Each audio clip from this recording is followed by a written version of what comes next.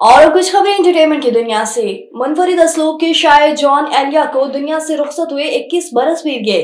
भारत के शहर अमरोहा के एक आलमी और अदबी घराने में पैदा होने वाले जॉन एलिया अरबी, फारसी और अंग्रेजी जबानों पर अबूर रखते हैं। उन्होंने अपनी शायरी से कदामत पसंदी को चैलेंज किया।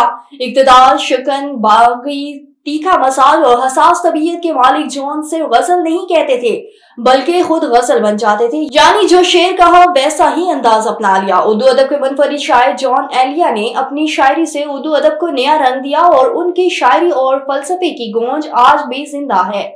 पंजाब में थिएटर ड्रामों को मजहब, फैमिली और सकाफती बनाने के लिए एडवाइजरी कमेटी तश्कील दी गई। वजीर इत्तलात उस्मा बहारी ने पंजाब में थिएटर ड्रामों के मेयार में बेहतरी के लिए एडवाइजरी कमेटी तश्कील दे दी।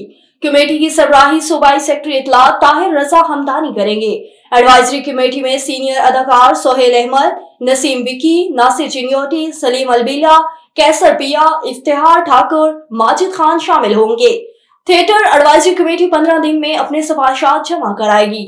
और मारूफ पाकिस्तानी अदाकारा जोया नासिर ने सोशल मीडिया इन्फ्लुएंसर्स को नौजवानों में डिप्रेशन की वजह करार दे दिया। हाल ही में अदाकारा जोया नासिर एक पॉडकास्ट में शरीक हुई जहां उन्होंने मुख्तलिफ मौज़ूआत पर खुलकर इज़हार ख्याल किया। सोशल मीडिया के हवाले से बात करते हुए जोया नासिर ने कहा कि आलमी सतह पर मकबूल सोशल मीडिया इन्फ्लुएंसर से लेकर मुल्की सतह के सोशल मीडिया स्टार्स तक तमाम के तमाम सोशल मीडिया पर झूठा मवाद दिखा रहे होते हैं।